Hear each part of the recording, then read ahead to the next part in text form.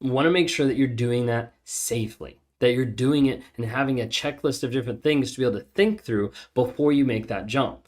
Now, hear me. I'm not saying don't make that jump, and I'm not saying don't do that. I'm not trying to hold you into any type of toxic relationship. But what I am trying to say is let's make sure we do it the best and effectively and the safest way possible. If you guys haven't had a chance to be able to watch the first part of this video about leaving a toxic partner, check out the video that came out earlier this morning. I want you to be able to look at that. It's kind of like part one. In that, we touch on a couple different things. We touch on consider your partner's past behavior, backsliding, controlling your assets, choosing an attorney that knows narcissism, avoiding narcissistic attorneys, and documenting abuse. So first first 6 out of 12 things that I want you to really consider and think through. In this section, we're going to be diving in and talking through 6 more. So this is what we were looking through, The Narcissist in Your Life by Julie Hall. It's a very great book. It's a good one to be able to give you just practical tips and tools of, hey, this is what it looks like. This is what you're going through. So I wanted to dive in real quick. Number 7, it says, don't let guilt dictate your decisions. Especially if your partner uses passive-aggressive forms of manipulation, he or she may attempt to use guilt to get you to agree to unreasonable terms. When you guys are dividing your assets and determining child custody, your partner may try to guilt you into accepting inequitable arrangements or giving away what is rightfully yours.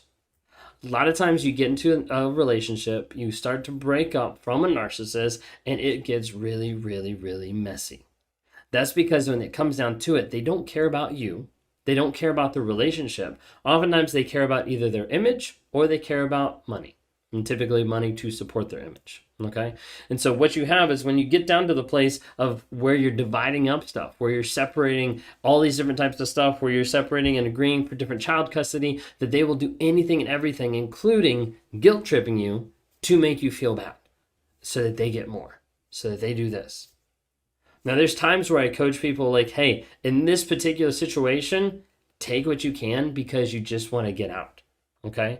In other situations, you can be like, hey, no, that's mine. This is yours. This is what I'm fighting for. And that is totally fine too. You have to be able to adjust and look at the situation to see what is the best result that I can get out of this. What is the best result for kids if they're involved? What is the best result to resolve this quickly and not have it drag out for years and years and years, because narcissists, unfortunately, are known to drag those out.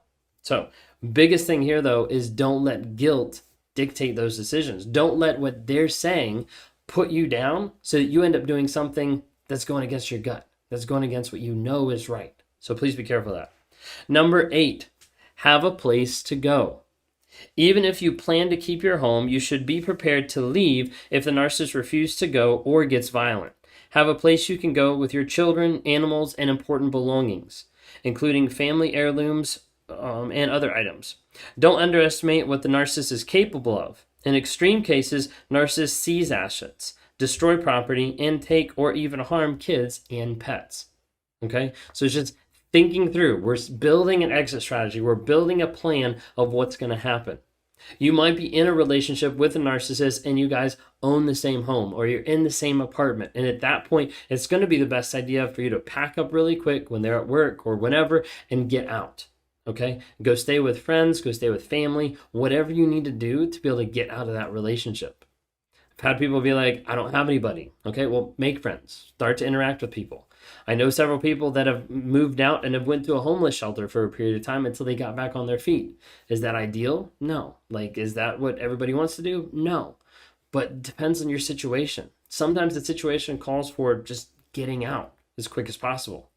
Now let's talk about the situation. Maybe you are in your own home and the narcissist would come and visit. So the toxic person would come and visit as they please, or they probably made you go to their place because they don't want to be inconvenienced, and you're not sure what's going to happen. You're not sure the fallout, maybe because of their past or how they've reacted. A lot of times I've talked to people saying hey, serve papers or communicate that you're done, block everything, and then for that next week or two, move out. Be out of that area and see what happens. See if stuff gets vandalized. See if they show up. Put a ring camera. Put several cameras up to be able to see, is this person all of a sudden popping back up? And if so, now I know what kind of level I'm dealing with. But make sure you have a plan. Get a plan of a place to go. Number 9, limit your partner's access. Limit your partner's access to you, perhaps to your kids and pets. That may mean changing the locks, blocking calls, texts, adjusting social media privacy settings, and the like. If the narcissist is threatening you, stalking, or entering the home or car without permission, it may be necessary to take out a restraining order, install an alarm system, inform your children's school about the custody arrangement, and/or relocate. So be really careful. As you're starting this process, you're going to have to get to the place typically where you limit everything, where there's not a way for them to contact, interact, see you at all. Sometimes people can start limiting that a little bit along the way. Let's say you're in a different house, changing the locks, changing out credit cards, like whatever it might be. And you can figure out what's the best route and what's the best course of action to make sure that you do that in a safe way. But it is possible. So take a look at that. Number 10, have a support team. Very crucial. Support team. If only for emotional support, you need people you can confide in who have your back. For more complicated breakups, you may need help with the kids, a place to stay, a place to store your things, financial assistance, and witnesses. Remember to reach out to people who know the realities of what you're dealing with. People who don't, even if they mean well, can make things worse, not better. So please keep that in mind and please be careful with that. Okay. What you want to have is you want to have an emotional support team. You want to have people in your life that are going to help build you up. They're going to help you continue on to the next level, because that's what is so important in this moment. It's going to get worse. It's going to get harder. It's going to get messy. And you're going to need to have those people around you who can help support you, who can help lift you up. If you have those people in your life that they're just like, what's the problem? Just leave. You don't need those people in your life. Find new friends, find new family, find other people that can help you move out of that situation and be there to help support.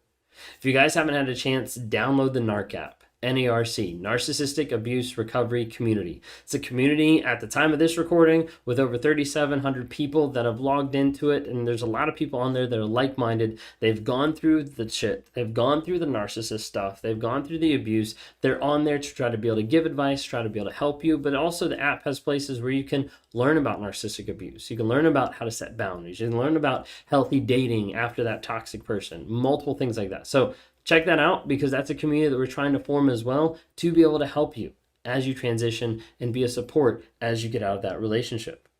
Number 11, minimize conflict. Even if you taste bile at the thought of your partner, try to rise above and reduce conflict with him or her as much as possible. Since the narcissistic personality is reactive, unreasonable, and prone to rage, provoking him or her will only escalate harm to yourself. I'm not saying roll over.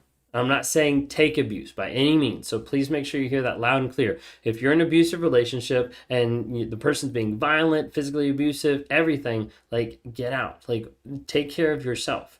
Remember, this list is talking about, hey, as you're getting to the place, as you're building your exit strategy, as you're moving your assets, as you're trying to figure out where you're going to go, all these different types of things, do it quickly, but do it smart.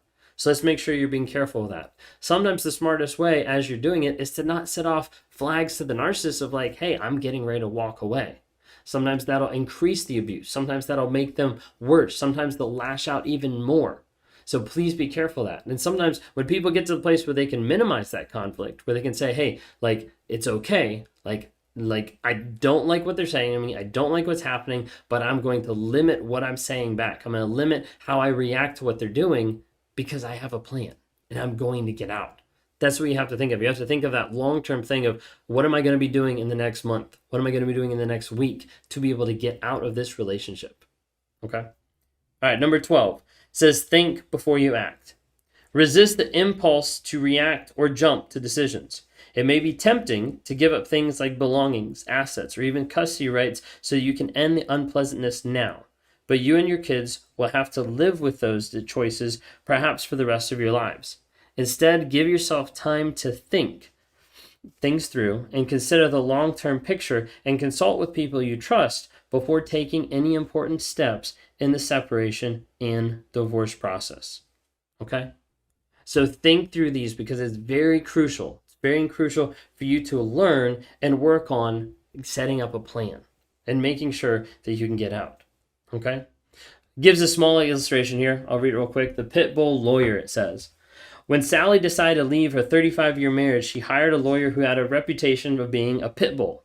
I needed someone to stand up to my rich husband and his lawyers, and I thought this guy would fight for me. Not wanting to rock the boat and believing it was the price she had to pay for getting an aggressive lawyer, Sally ignored warning signs about him, such as not taking her calls, raising his fees when he learned she had personal savings. I realized too late that yet another narcissist had walked into my life. I used all my savings to pay him and ended up with nothing in the divorce. Please be careful.